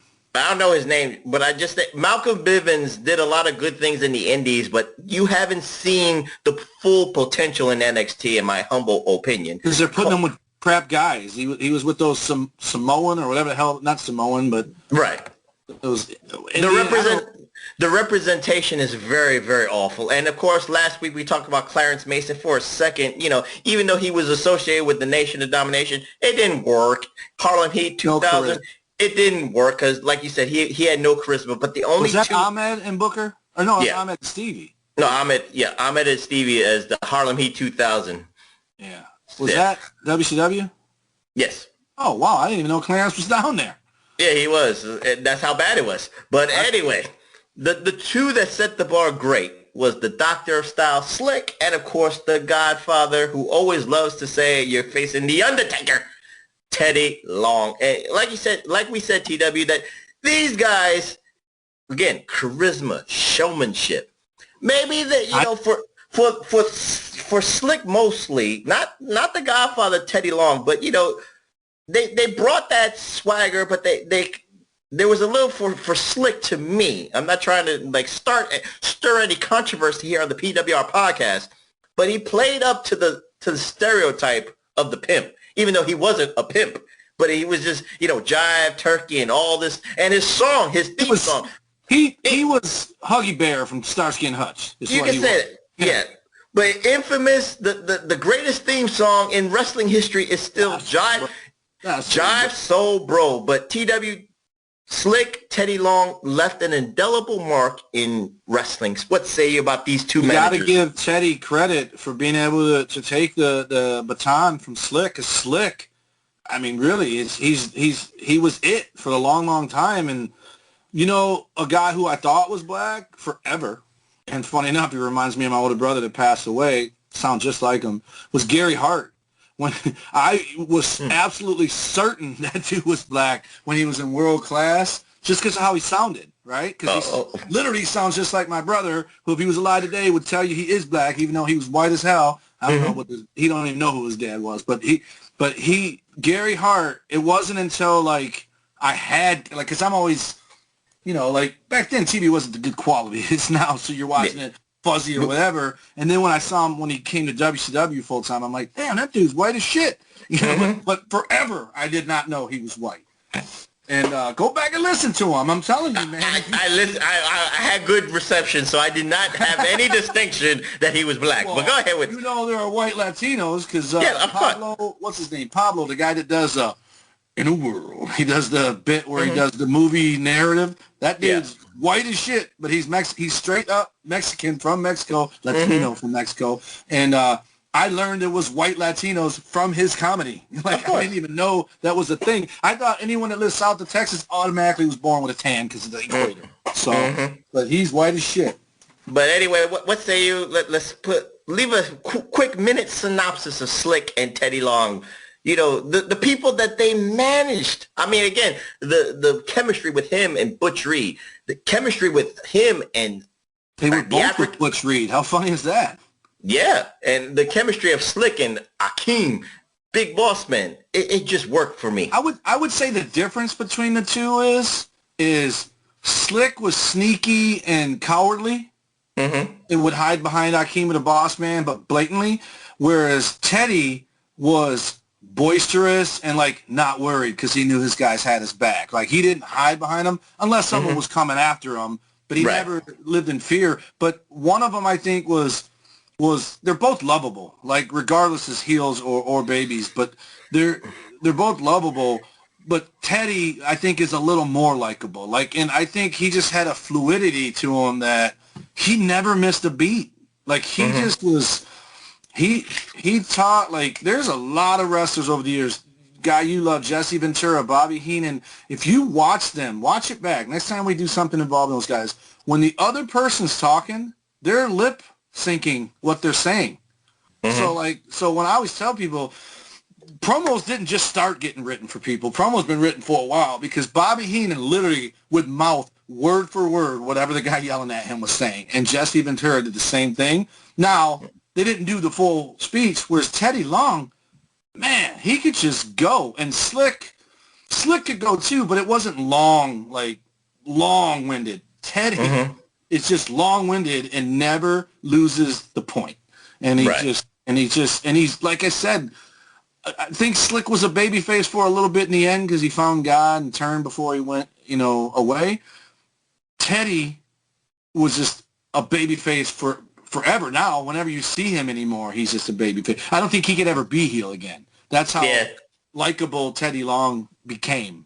Absolutely, I agree with that 100%. So you know what? Let's turn back the clock to the late '60s, early '70s, and a little bit of the '80s. But this man is like in the wrestling world, TW. I think after his career was over, he was known more for trying to, fight for wrestlers' rights, especially for black wrestlers' rights, because he usually called them out, and he called out people like Ole Anderson. He called out the Southern wrestling promoters per se. But for some strange reason, in the 70s, he was a Florida heavyweight champion. In the early 80s, he was tag team champions with Ole Anderson, Thunderbolt Patterson. Now this man, you could say he was shucking and jiving. He had a boatload of charisma. He can speak a million miles a minute. Maybe his wrestling. I've seen a couple of his wrestling matches. TW. I wasn't impressed, but it's not about the moves. It's not about being a worker back then. It was about being that larger than life character and his promos. Maybe eccentric to some people, but it engaged them. So what? Any memories about Thunderbolt Patterson? If I remember correctly, he was really, really put together. Like muscles on muscles. I think he looked like Lee Haney a little bit. But I remember he had a little bit of the Rocky Johnson build. He had the Rocky Johnson build, you could say. Darker skinned guy, but he was balding, wasn't he? Bald, like he had like the fro, but like thin in the front. And I think, but again, what I saw of him could have been when he was older. He looked he almost looked like Kimbo Slice looks like $1 million, but he looks old. Like when you look at his head, he's passed away now. But even when he was on, winning those street fights, and then I don't think he made it very far in UFC, but he looked older with that $1 million body. And that's what I remember. Because I want to say Thunderbolt Patterson did some jobs in the mid to late 80s. Like he would have been already in the ring, Thunderbolt Patterson or whatever. Well, here's what he's infamous for, because it was the breakup of him and Ole Anderson that springboarded the birth of the original Four Horsemen of Ole, Arn, Flair, and then Tully. So if it wasn't for breaking away from Thunderbolt Patterson, he would never. Ole was a face. Because I remember Thunderbolt always being a good guy, Yeah.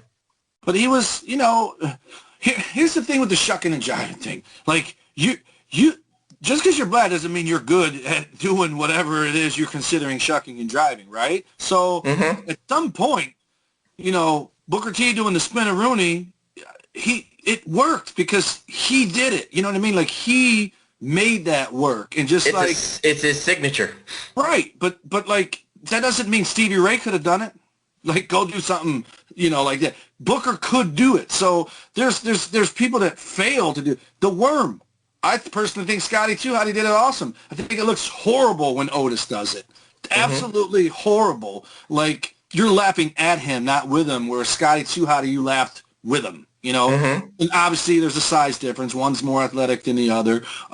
So, like, and again, in the 80s,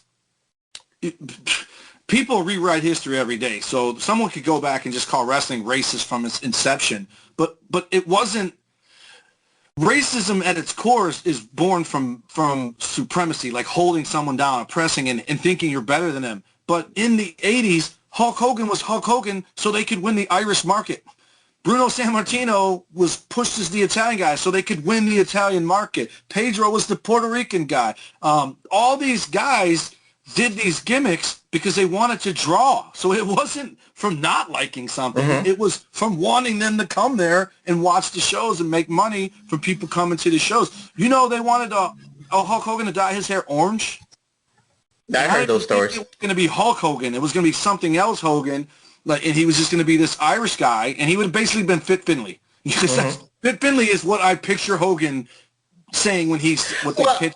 I understand where you're coming from. Don't get me wrong. But Thunderbolt Patterson will disagree with you wholeheartedly, because he he sued wrestling promoters. He was on the talk show circuit. He went out there and did his cartwheels and did all that shit because someone made him do it. That's the way he kind of presented it because he felt like he was being. You're gonna right, but he was on the Morton Downey Jr. talk show back in the day, saying how wrestling was this, that, and the third, and saying it was racist towards black people. He said it. I'm not the gimmicks or behind the scenes. Behind the scenes, he was just like it was behind like that. The scenes, yeah. Well, we would never know unless we were there. Right. But again, that's why I would use the term shucking and jive. But he was very, charismatic. I'm never going to deny it. You can't fake that stuff. Is my point. If you go out there and you do it well, there's something in you that's okay with doing it because you're doing it well.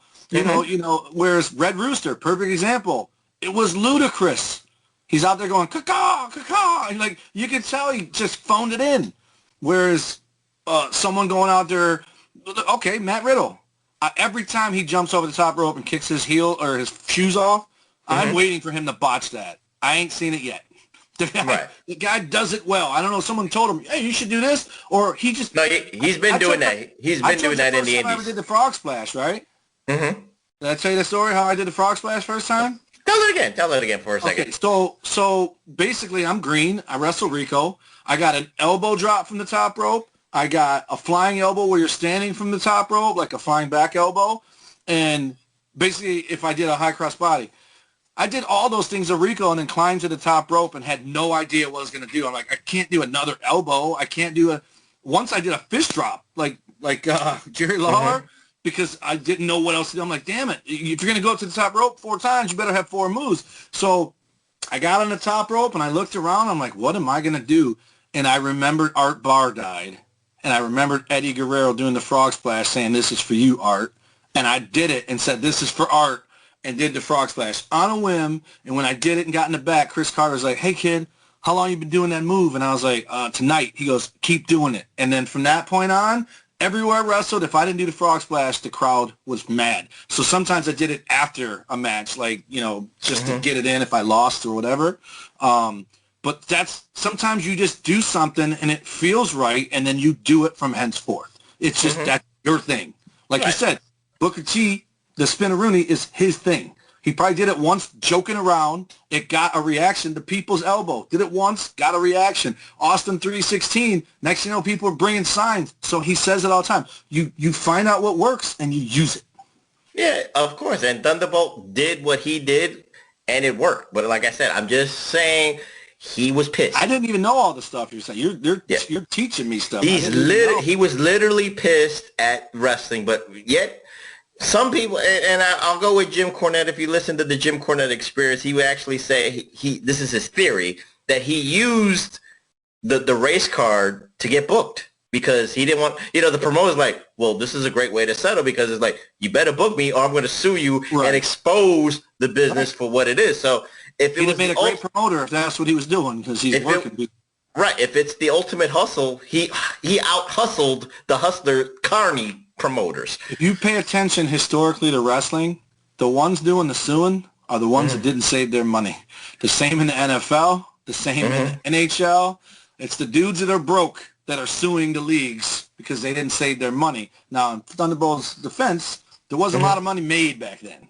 And so he could, his doing this could coincide with that's right when wrestling boomed. So now there is money. So now I still think the most, and Marty Jannetty told me this himself. Again, I'm not trying to name drop, but I wrestled him, and once we became chummy, 3 months in a row, he would just tell me stories. That dude that got crippled, that I used to know his name, but when Sean was sued, Marty was sued, and Vince was sued because that dude got paralyzed from the rocker dropper. And then they did the double fist drop to him after he was already paralyzed. And Shawn Michaels in court said, I didn't know he got hurt. If you look in the corner, I'm bouncing my head and my hair's in my face. So the outcome of that lawsuit was the WWF was 90% negligent. No, 85%. Shawn was 5%. Marty was 5%. And the dude who got hurt was 5%. Right? Because they said he should have asked more questions before taking the bump. But the WWF is because they booked him, he should get compensated. They should know who they're booking. So the lawyers agreed that other guy, whatever his name is, no, Sean was cleared. It was Marty 10, that guy 10, and WWF 80. The lawyers agreed that Marty's and that guy's would offset, and he would just get the 80 from the WWF. And the judge said, no, the WWF is paying 70, and it's offsetting from the 10 from him, and Marty still owed the 10. So Marty had to file bankruptcy, and all his money he gave to, I probably shouldn't be talking about this on there, everything was in his family's name, not his own. What does that got to do with Black History? I'm saying, when you sue somebody, you're doing whatever you can to win it. Okay. And Shawn Michaels did it, and it worked. He said, I couldn't see because of my hair. When he knew damn good and well that dude took that bump the way he took it, because everyone in the building knew he took that bump like, whoa. Marty had long hair, but anyway, that's neither here nor there. Had long hair, too. Okay. But I'm just saying. I don't know. You never heard the story, apparently. No, I've seen the match that you're talking about. Would like cheerlead in the corner, and his hair would fly all around. I saw the aforementioned match you're talking about. I'm just saying. Something Austin was the guy's name. Chad Austin, something like that. Anyways, but anyway, the point was Marty had to pay 10% of that $100 million lawsuit. So obviously he didn't have it, but now he's nuts. So whatever. So Thunderbolt, again, probably didn't save his money. Just pay attention. Everyone that ever sues the NFL is broke. They're literally a week away from making TMZ from getting caught blowing someone in a hotel because they spent all their money on either chicks or blow. Well, that's a generalized statement, TW. We have to note the facts. But anyway, that is a fact. They're broke. I digress, T-Volts. I digress on that statement. So we'll move on. He's having surgery on his foot. Who? Travis. He's having surgery on his foot. Oh, God bless Travis. Hopefully you'll be 100%. So you know what? Full reduction. Yeah. Well, you know what? TW, let's at least get into the present of the 2020 wonder. Let's give props to a man that maybe WWE is giving, maybe even if it's going to be a 3-week run, hopefully it could be a good run. But Bobby Lashley, the man, he was a blue chipper. He was called the Black Brock Lesnar because of the way he looked. He had all the accolades from Jim Ross because he sold him $1 million. He sold him like $1 million. Former ECW or WWECW champion, but his best runs are with Impact Wrestling, multiple-time heavyweight champion, and now people are saying this is his best run under the WWE banner. And I hope he's changed his look up. He's got a great look with the gear he's wearing now, and he's another one that can't talk. That was always the knock in the first run, was you got this giant dude that looks like Snuffleupagus, and then he talks and he sounds like Ernie and Bert. So it's like, all right. But now you got MVP with him, and he just stands there like Brock. And when Brock talks, it's not that great either. So Suplex City, bitch. He finally got one out, and they made millions of T-shirts off of that. But sometimes you just patience is a virtue, right? So he's this is gonna sound like I'm one of the dudes sliding in your DMs. He's eye candy, like he's someone that girls would look at and go woo, and some guys like you. And then he also can work. He can wrestle. He does cool moves. Everyone's got the 5 moves of doom. I don't know why I pick on Brett and John Cena, but everyone's got 5. And he'll work with small guys. He'll work with big guys. How he was booked to lose his belt for Matt Riddle to get it, genius. It was genius, and he's protected. Then he comes out and beats up Drew. Like, the sky's the limit for him. Problem is, historically, a bad guy's not champion long. He almost needs to be a good guy to get that belt. Right now Roman's obviously proven that different, and don't even say Brock because he's never there to lose it, so it's different. Roman, right? But Roman keeping it is because one show has the babyface champ, one has the heel champ, so it's the needle to see who moves the needle more on the ratings that you like to talk about all the time. But Bobby Lashley is. I was happy to see him go back there because, again, Impact, God bless him, run by my guy that trained me to wrestle. I want him to do well, but they're the small fish, in the big picture. And WWF is where it's at. AEW is where you go if you're mad at WWF, in my opinion, or if they don't want you. So whereas WWF is an island unto itself, and I like Drew. I would rather see Bobby beat Drew for the belt than whatever backdoor way they're going to do it, so Drew can take it back from Bobby. But it's time. He ain't getting any younger.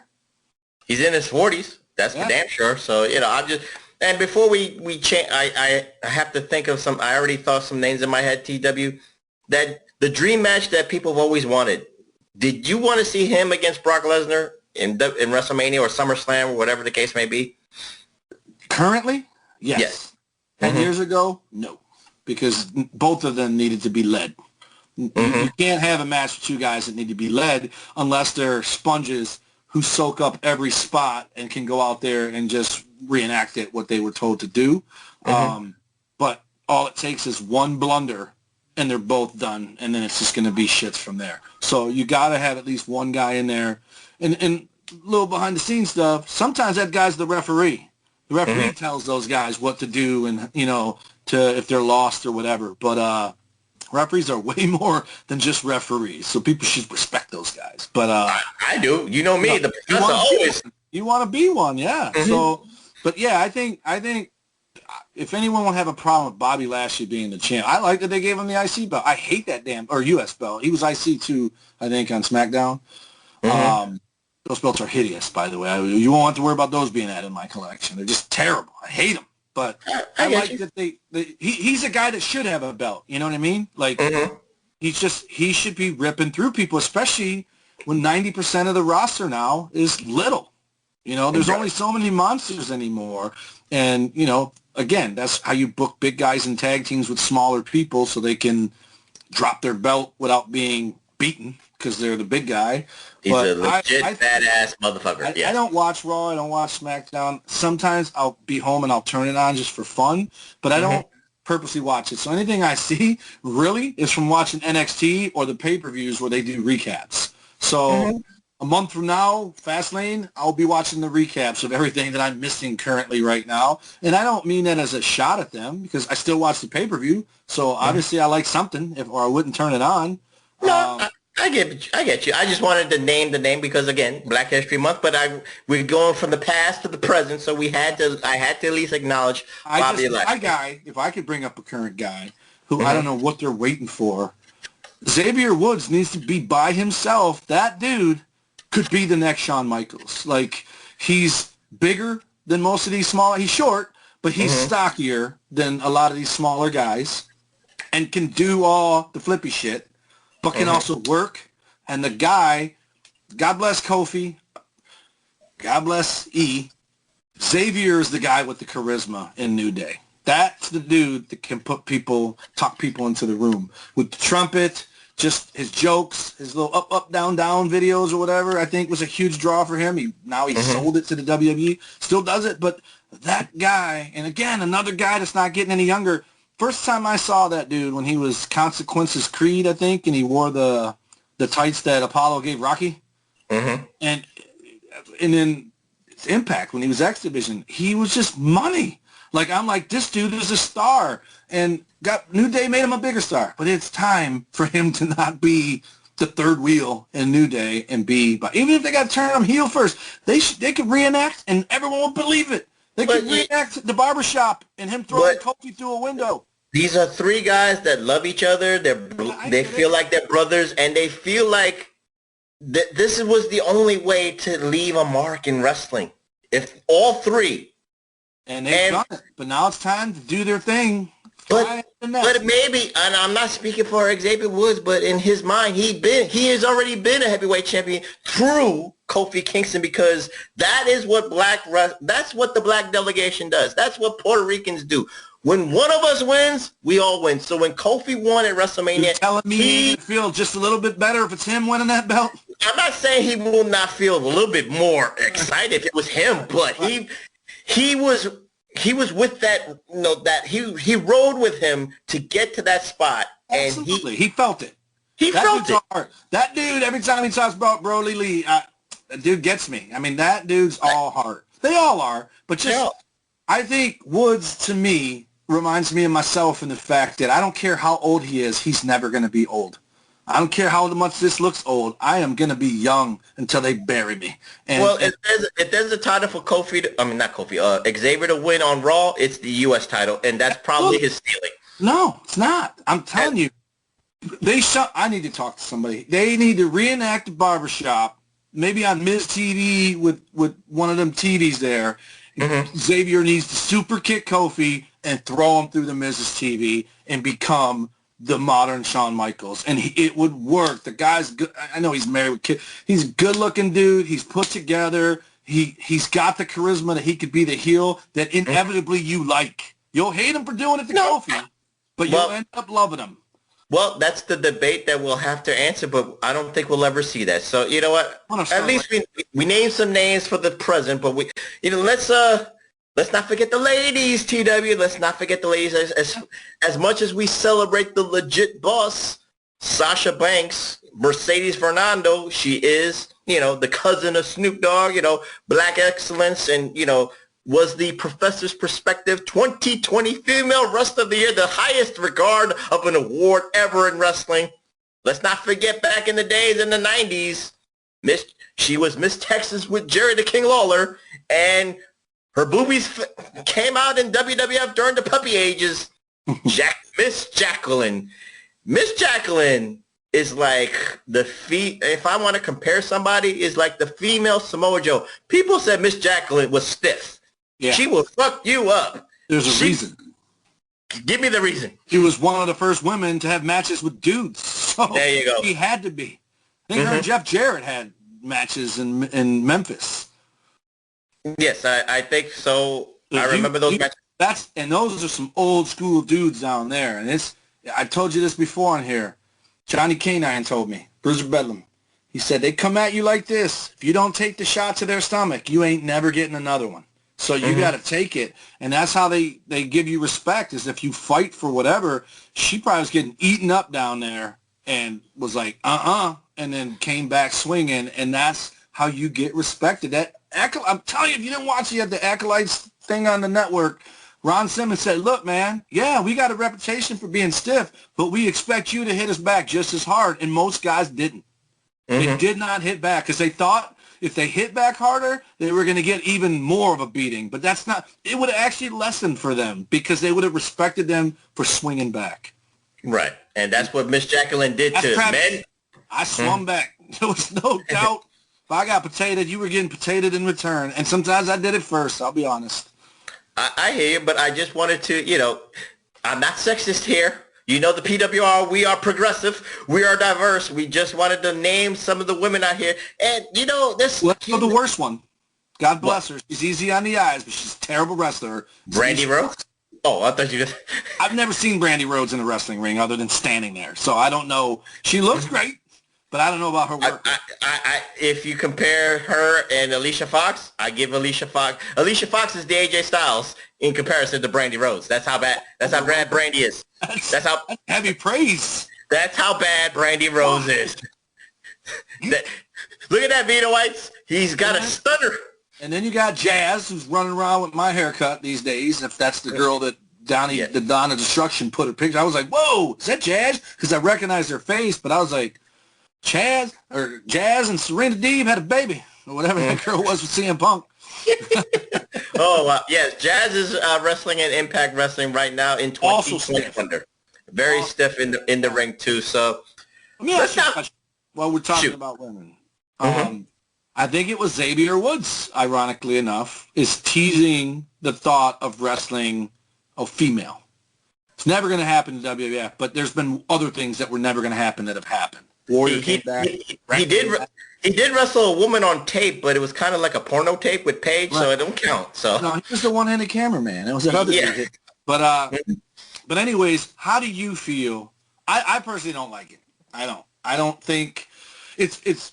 I get it. It's not real, so you can do it, and it's going to earn the women respect because they're holding their own with a man. But why do they need to do that?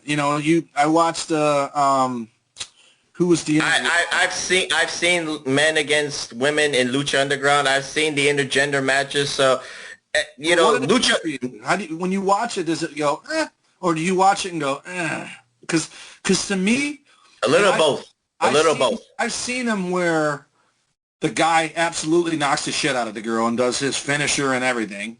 But I've also seen it where the guy misses every time, and the whole match is the girl getting away from, almost like Rey Mysterio versus Kevin Nash. Kevin never got his mitts on Rey, or the match would be over. So the whole match is Rey playing keep away and then hitting that, you know, reverse on the power bomb to pin him and stun the world. But put it this way. Jazz against Disco Inferno, I watched because I liked seeing Jazz fuck him up in the ring in Nitro. And that's something that's now wait. Sasha Banks against the dude on SmackDown. His name is Reginald. Yeah. Was a Blue Man's Group Circus Soleil match, which I hated. It didn't represent anything because they never hit each other, right? Right. It was too coordinated. I gave you a good example and a bad example. That's where I am when it comes to the gender. That's probably the thing I'm thinking of. But I think they asked Xavier about it, and he has pitched to wrestle a girl. Right. Like he said he would do it. And I don't think, no matter how good it makes the girl look in the end, the guy is not going to look good. Even if he loses and puts her over, that makes him look bad. All he has to do is connect. And the people who still run around thinking it's real are like, that dude just had a girl. There's no winning. And in the 80s, I would have had no problem with it. But in this soft era that we live in now, where they're just waiting to knock somebody off a pedestal, I wouldn't be the guy that hits the girl. I would not. Like we're saying here, Jazz and Jacqueline, they fucked you up. And it's believable. Now today, it's Circus Soleil, and it just doesn't look believable in our eyes. So, you know what? Again, we could go on really a long time, but let's just name drop a couple of others. Let's the most violent African American of all time. New Jack. It's New Jack. It's not even close. No, there's two. It's New Jack. That's a tie because it's the gangsters of ECW. But let's not forget Abdullah the Butcher. Yeah. He's an asshole. He's an ass. He's giving guys hepatitis because they said they wouldn't cut, and then he cut them. And I almost got to be one of them, but I turned it down. So But again, those names resonate because, like you said, they're violent. One with the fork in his. The man is a living, breathing, ER. Well, he's an asshole. But his matches, let's stick with Abdullah first, and then I'll talk about New Jack because I'm the ECW mark. But Abdullah had wars with Hercules Ayala of Puerto Rico, Carlos Colon of Puerto Rico, Bruiser Brody, Blackjack Mulligan, TW. This man, I don't know. He wakes up at 8 o'clock in the morning, and by the time he goes to bed at midnight, he's already bloody. Right. That was his normal day, 7 days a week, TW. The man should have died because with the loss of blood, the way he did it. What say you, TW, about Abdullah the Butcher?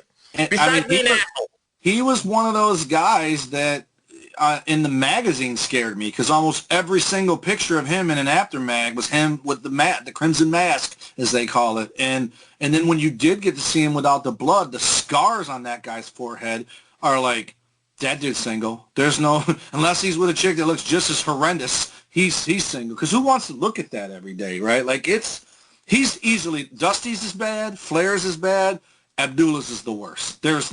Bruiser Brody's was pretty nasty, and if he wouldn't have been murdered, it'd probably be just as bad as Abdullah's now. And I guess there's something to be said about him being bald that makes it more easy to see. But, I mean, there's not a shred of his forehead that isn't a scar, not a piece. Whereas Dusty's is central over here in the middle, and Ric Flair's is over here, and Mick Foley's is over here, and it's just, I want to say it's Abdullah that basically ended Desmond Wolfe or whatever. I don't know what his damn name. I never remember. He does commentating for UK. Oh, okay, I don't know. Talking about he was Desmond Wolfe in Impact, and they finally. You mean Nigel McGuinness? Nigel McGuinness. I think it was Abdullah that gave him the hepatitis that the WWF signed him and then said, you got hepatitis, you can't sign here, and ended his career. And went to Impact because they took him. Right. But I think it was Nigel that happened to because, and if it wasn't Nigel, it's a different guy who still ain't wrestling, but now there's a cure for that shit, so why isn't he back wrestling? But yeah, so Abdullah, I would say the polar opposite of him, who's another guy that scared me as a kid, but was a lovable, took care of you, another Cedric the Entertainer uncle, is Kamala. Kamala was known to be a savage, but if you pay attention, he's anything but. He's a gentle giant, right? And a cooperative one. Intelligent too. Yeah. He just passed away in the last few months, and God rest his soul, but he did it right. He was a savage on camera and a gentleman off, And I don't know how Abdullah was when cameras weren't rolling.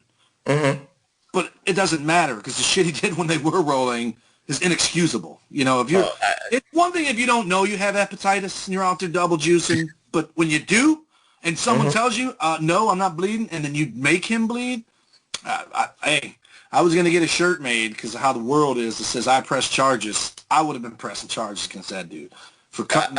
You probably lose. You're in a wrestling ring. People bleed. Yeah, well, they don't bleed because someone stabs them with a fork. I told him not to do it. He did it. But you just named two. It was two. Those are two good examples of Vince McMahon saying I can make a little bit of money with Kamala with the Ugandan gimmick, and he could be lovable for children. And he knew he couldn't make any money with Abdullah the Butcher because he's too violent for TV. He's rated R. He needs PG people, and Kamala was more PG. And again, and I'll go with the gangsters of New Jack and Mustafa. They placated to the stereotypes to a T. They went to Smoky Mountain and pissed off racist white people, and they loved it. They knew it. They didn't care. New Jack did not give two shits about it. And, of course, Paul Heyman wanted to bring all that to ECW. And, again, we could talk about the attempted murder charges that New Jack had on the 17-year-old. It's litigation. It's history. He beat the charges. New Jack almost killed a 75-year-old wrestler named Native Joe or something, or Indian Joe. Oh, God, I don't know how he made it out of Florida, but this guy lived the gimmick of violence. New Jack and Abdullah lived their gimmicks. And there's an old saying that applies here to New Jack. Okay. It ain't a stereotype if it's true. That's what it is. That's the bottom line. He lived the gimmick. He lived his gimmick. That's what it is. And his life was the gimmick, and he turned it into a gimmick, basically, because the guy's nuts. He turned it into money. That's what it was. Right. I don't know if he saved any of it, but the dude's nuts. And you know what I do like, though? As crazy as he was, I just recently saw on ECW, it must have been a convention or something. They all look 1,000 years old, by the way. I don't think anyone's surprised by it. Raven looking the worst of all. But it's Raven, Jerry Lynn, and New Jack's almost always there with those guys. So the core love New Jack. It's the guys who are outsiders that, and you know what? There's probably something to him being that way towards the outsiders more than towards the guys, or there was just an understanding, hey, you're in with New Jack tonight, you better give it as much as you take. And they did. Okay, TW, we went on so long, again, I can name some names right now off the top of my head. Bobo Brazil, a man who did a lot in the 60s and 70s. Again, there's so many black... He was States champion, I think. I'm sorry? At the Cobo Hall, so I think he was the United States champion, the one that Dusty held. He beat the Sheik. Yeah. Bobo Brazil beat the Sheik in Cobo Hall in Detroit. I wrestled with a guy here called Bobo Brazil Jr., who's actually Calypso Jim on that Quebec, or it was Michigan wrestling, but it was with Ontario, and because Bobo had passed away, and Calypso Jim, if you met him, you would think, okay, it's possible he was related to Bobo, but same build, size, but he was a nice guy, Calypso Jim. I can't remember the name, but that's where. Do you remember? He wrestled as Lord Humongous in World Class. Steve Strong. I know the name Lord Humongous. I don't know the guy behind it. Well, Steve Strong. He was in WWF for a while, Steve Strong, but he didn't make. I think he broke his leg. He's the guy that wrestled with the broken leg. He had a full leg cast on and came out and wrestled Steve Strong.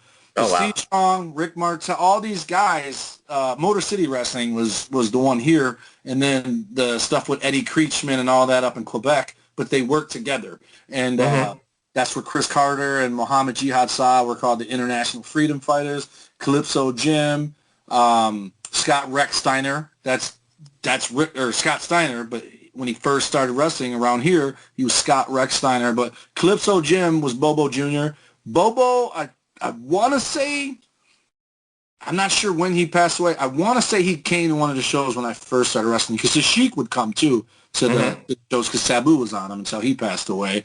Sweet Daddy Malcolm Monroe's a guy from back then with Bobo and him. He's the guy that gave me my first match in the United States. That match with Too Cold Scorpio was there. I don't know. People aren't going to know who these guys are. Bobo Brazil died in 1998, so he probably saw one of your matches. Started wrestling in 94, so he popped in there probably. Yeah, so, again, we got Bad News Brown. We got The Godfather. There's so many names. Shelton Benjamin in the 2000s, and, he's infamous for taking the super kick from HBK, and it's always a meme on Monday Night Raw. So, that's a bad history for a black wrestler. All-time bump. Yeah, super all-time bump, but a super athlete in Shelton Benjamin. Again, so many. And, again, Ring of Honor had Caprice Coleman, Cedric Alexander, CNC Wrestling Factory. They're so good. And, again, there's wrestlers in AEW. Will Hobbs. They're calling him Powerhouse. I call him Powerhouse Ice Train. Yeah. Hobbs. So, Profits, man, how you going to talk about the Street Profits? You got the Street Profits. We got a lot. Swerve Scott. I don't know I can't remember what his name was on.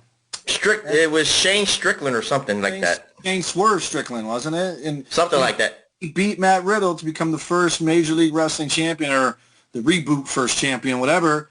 That's the first time I saw either one of those guys, and that's a good match. Matt Riddle versus Shane, whatever the hell his name was there. Shane Strickland. Just call him Swerve Scott. He just lost to Leon Ruff last week. Leo Ruff, whatever the hell his first name is. He lost to him. He wrestles in gym shoes, though. Someone needs to talk to him. That's second only to no knee pads for me. It's no-nos, and there was shoes. But those guys, there's a good future. You know what I mean? We talked about all the history of it, but there's, Dawkins from Street Profit actually reminds me of D-Lo, like in every facet. He reminds me of D-Lo. But everybody's praising Montez Ford to being the breakout star. He's going to be the Shawn Michaels. Michaels for sure. Yeah. But I would say, how the hell did I just forget his name when I just said it? Damn it. Dawkins. He's better than Jannetty. Not a better worker, but it's 60-40. It's 60-40, not 50-50 or 90-10. Dawkins carries his own weight. He has charisma too. And I'll say this, Big E, he was terrible when he first got there to me. And also, by the way, he doesn't wear knee pads. But then it would look out of place right now with the way he's wrestling right now with having knee pads. Right. So, but anyways, the New Day made me like him, if that makes sense. Because his charisma got to come out. And it's funny, my buddy Dennis, he lives in L.A. now. We used to do backyard wrestling videos. And every time he sees Big E, he texts me and goes, dude, that guy's you. Because I used to have a character called Dr. Dare. I wore a mask and did gyrations and stuff like that. And he's like, every time he sees Big E, he's like, dude, that's you. That's your personality right there when we did the backyard wrestling videos or whatever. But he's grown on me. I don't know that I would, him, I would say for me is what you said about Xavier. Regardless of color, I think his ceiling is the U.S. or Intercontinental titles, unless it's a limited run with the belt, transition. I could see Xavier Woods being the champion for a long time. And that said, Sean's reigns weren't that long. Brett's are even shorter. So it's not like these guys held him forever. We're just so spoiled by Flair and Hogan that we just assume those guys. Undertaker's got even less length of title reigns, and they were all boom, boom, win it, lose it. But sometimes you just think of it as second nature. I would love to see it get back. That's what I think I love about NXT. And I'll give AEW their nod. Jericho held that belt for a long time, and I like that. And Moxley didn't, and I'm going to assume Omega will, right? So Moxley did, and Omega's starting. You got to give it that. Right, but I don't think Moxley had it as long as, Jericho had it almost a year and then lost it to Moxley, and Moxley got hurt, and the COVID shit happened, so it's really... Moxley had it for a long time, but I get what I know what you're trying to say. But NXT is that it's either they get it and lose it right away and get called up, or a guy like Adam Cole or Finn Balor holds it, and Pete Dunne held it forever, and that Walter guy still hasn't lost his belt. I think he's been champion for 8 years now. But 700 days. It's been 2 years. 700 days. Wow. So I like when guys hang on to him, and that was the whole point of the Intercontinental belt, was that's how you got title changes. That's the one that changed hands. And even then, guys would hold it for 9 months, 10 months, and then Honky Tonk blew it out the water. But Big E, he's IC champ, right? And he's a fighting champion, defending it and all that. I would just love to see Xavier get a ball and run with it, and it not be a tag title. I get what you're saying. I like that they call it the Freeburg rule, because you know what that tells me? What? It tells me they're fans of wrestling, not of just The Rock or just Ron Simmons. They are just fans of wrestling, and those are my favorite people. That's being a purist. That's being a purist reflection. Absolutely. So, let's close it out here. Again, the future's bright there. There's Apollo Crews. There's Keith Lee. Again, I can name some names in AEW. The Acclaimed are a black tag team down there. So, and there's more from the indies that are coming into AEW and the NXT Performance Center as we're speaking. The guy that's hanging with AJ Styles, the 7-foot Omos. He's giant. He's a giant. He's noticeable. So TW, in a minute or less, the future is bright with black African American wrestlers. Yes, no, what do you say? 100%. And at one point, I think 8-Track put the picture up. At one point, almost all the champions were black. Yes. Every belt. Keith Lee was NXT champ. Bianca was NXT Women's champ, was she? I think it was Keith Lee. Like Sasha Banks was holding her belt, and the Street Profits were holding their belt. Big E was holding his belt. I think Apollo was a champ. Apollo probably was a U.S. champion. I think it was like one of those things. So yeah, you're right. There was that one time Black Excellence. Both tag champions were New Day and Street Profits. Kofi was world champ. Keith Lee was NXT champ. I want to say Bianca Belair was the women's. He was never. No. Trust me. Trust me. And that was one of the belts that wasn't held because, and then the tags were Sasha and Bailey, and I think they put Bailey in the pick, but I don't know what she is. But yeah, it was like almost the only one. I think Drew was the only other guy that didn't. Right. Yeah, because Kofi had the belt Roman has. Yeah. So yeah, but the future's bright, and here's the best part of it all. It's not for the sake of and I don't think this about Ron Simmons. Ron Simmons 100% deserved it. Like I said, to this day, Ron Simmons is the reason I cheered for Florida State throughout the 90s. But every one of them has earned their spot. And then there's not a dud among them. You know what I mean? There's not that, like Clarence Mason was the dud. He was like, right place, right time, we're hiring you. Whereas he brought nothing to the show. To the table. For lack of a better, to the table. So everyone we've named, like, there's no one that I would be like, at one point, it would have been E that I said that about. But New Day just opened it up for him where his personality got to shine. And that's the thing, that people don't realize is, no one's going to look at the Red Rooster and think Terry Taylor, wow, what the hell? They're not going to think highly of him. They're not going to look at Saba Simba and think highly of him if that's their introduction to him. But for them to get there, to get those stupid gimmicks, they did something right before they got there to get there, And so Big E was the Reverend or whatever. Wasn't he the protege to Devon? No, he was the bodyguard of Dolph Ziggler. Oh, okay. Who was the one with Devon? There was someone was Batista. Oh, it was Batista. I'm completely off. But anyway, he too many concussions, Vitoites. That's for sure. But E was just when he started doing that praying stuff, like it was force. Like it was. No, he did the 5 count. Right, but he did like pastoring in his promos. He was like, well, the power of positivity. That's what they were. I'm talking before the damn New Day. I'm talking about. No, it was the New Day. It was church going first. Then maybe that's what it was. Yeah, but did he recruit Kofi and then it was by himself and then brought them? No, they were all repackaged into the New Day as church going positive people, which pissed off a lot of people. I remember that. See, but that's why I'm the professor. Like most is. That's another dude that when he talks, his eyes water. Like, that's passion to me, Right. I'm not talking about just sad stuff. I'm talking about happy moments. And those dudes legit cried for Kofi. That was real. Those were real tears. And, you know, and I don't, he could have been the 87th Black World Champion. I think they still would have felt that same passion for him winning it. You know what I mean? Right. Like, that's added everything else, but they were happy for their friend first and foremost. And wait a minute. And before I get any hate mail here, rest in peace, Shad Gaspar, Crime Time. I forgot JTG and Shad Gaspar. You know, he died a couple of months ago himself, so I did not forget. Yeah.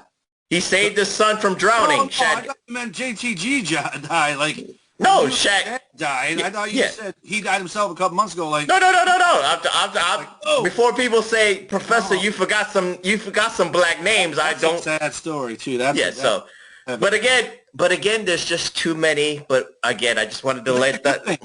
That's a good thing that we can't sit here and count them on 10 fingers and 10 toes. It would be a 5-hour show, but we gotta go home, TW. So TW, please give out the social medias and give out the right Twitter for Ray. I'm gonna lead with Ray's because he had to make fun of me in our group text. It's at Big Ray Hernandez with a Z at the end.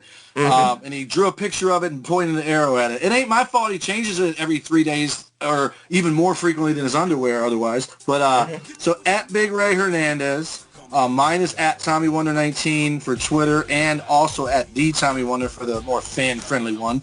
My Instagram is Tommy Wonder 19. My Facebook is /Tommy Wonder. And then Big Vito's is bigvitobrand.wixsite.com. That's WIXSITE. And his Patreon is patreon.com/thebigvitobrand. At P1JB is our good man JB. Trav, hope you have a successful surgery. If you listen to this after, right. And then all the food that we eat, all the stupid games we play, the Dum Dum Duo and an Idiot on YouTube. Subscribe, share, like, all the stuff you do on the YouTube. It would be greatly appreciated. And then, of course, our show at PW Reflection on Twitter. And don't forget to subscribe to the PW Hustle Networks at podbeam.com. Follow me on the Twitter at PW Hustle Prof. That's PW Hustle PROF. And of course, follow my guys, the band, the king of the reactions, A-Track Brown, the dirtiest of the city at A-Track Dastardly. And of course, the man with the documents, Billy Ray Valentine, Mr. Infinite Fringe himself at OB1 You Know Me. This has been Black History Month, TW. Great way to end, the PWR podcast for the month of February. I don't know what we're going to do in March, but, Irish eyes are calling. So, if I can try to find an Irish theme, I might do it. But no, I'm not going to do it just yet. What we should do. What should we do for the month of March? I want to watch a whole one because they're 72 and a half hours. But we should do a show where we pick our 5 favorite WrestleManias and our 5 least favorite. Collectively, not 5 each. Okay, that's gonna be a boardroom that we're gonna have to talk about behind the scenes, but I ain't gonna do that. We're not doing that next week, Reflection Nights, but we'll find. WrestleMania, because I already know the Donna Destruction will say it's WrestleMania season. You got to do a WrestleMania. But you can just do a boardroom style one where we talk about our favorites. It doesn't have to be our 5 favorite. It could be our 3 and 3 because that's what we like to do a lot. Yeah. We used to be you picked one, I picked one, and Ray picked one. And then I get you. Maybe the end of March we'll do favorite and least favorite WrestleManias. The March to WrestleMania. I get you. I'm with you. We're right here, TW. We're right here. So with that being said, the month of March, the road to WrestleMania, that could be the idea. String it along for the Professor. But with that being the case, I'm the Professor. That's Mr. Wonderful, the idiot of the dumb idiots. The Iron Stomach one, TW saying good night and see ya next week.